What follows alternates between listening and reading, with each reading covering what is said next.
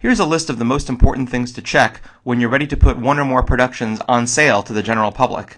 Remember that information about productions and ticket availability is controlled by the Season tab, where you should see a list containing all of the show titles for this season. The first thing to check by clicking on the name of a show is to ensure that the opening and closing dates are correct, the actual house capacity is correct, which is the number of physical patrons that will fit in the house regardless of any holdbacks, and the date on which the show will first appear to patrons as being available for sale.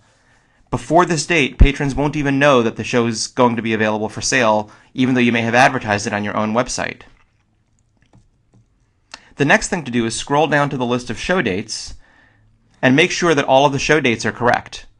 If there are show dates that shouldn't be there, you can delete the show date completely by clicking delete. But be aware that if any tickets have been sold for a show date, or if any reservations already made, you can't delete that show date until those customers have been reaccommodated. A separate video shows how to make changes to customer reservations or cancel a customer's ticket. Once a show date has 0 reservations or tickets against it, you could delete it if it turned out it shouldn't have been there. Conversely, if there's a show date that is missing, you can click Add a Performance and add details for that show date. Along with each show date is information about when advanced sales for that performance stop and what the maximum allowed sales are for that day. For example, for Thursday, April 18th, 6 p.m. on the day of the show is the latest that regular patrons will be able to self-purchase or make reservations for tickets for this performance. And we're allowing 100% of the physical house to be sold through the advanced sales channel. If you need to change any of these values on a per show date basis, just click the edit link next to that show date. You can change the advanced sales cutoff for that show date, and you can change the maximum amount of the advanced sales. If max advanced sales is set to 0, it will allow the entire physical house to be sold. But if you enter a number, for example 120, that means that I'm allowing only 120 seats to be sold, which is 89% of the physical house capacity. In other words, I'm holding back 11% or 15 seats for house seats or other purposes.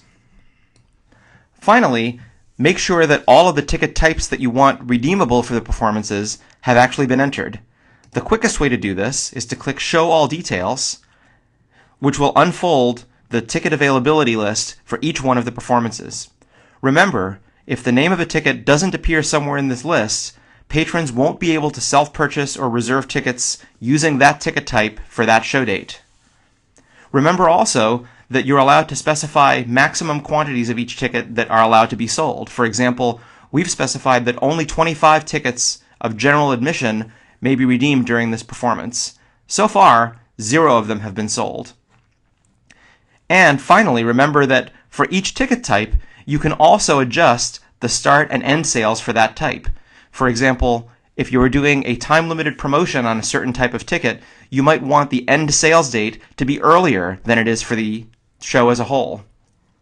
If you need to change any of these properties on a per-performance basis, just click the name of the ticket type and you can edit the details. And remember that if you choose not to override the maximum sales or the start and end dates, the information that applies to the show as a whole will be used. So, again, to give an example, for the Thursday, April 18th performance, advanced sales in general will stop at 6 p.m. the day of the show, except that you can make them stop at a different time by overriding it on a per ticket basis. So, once you've checked the show's opening and closing dates, physical house capacity, made sure the show dates are correct, and made sure that the tickets and capacity controls for each performance are correct, you can be confident that patrons will be able to purchase your tickets and that the sales will follow your restrictions.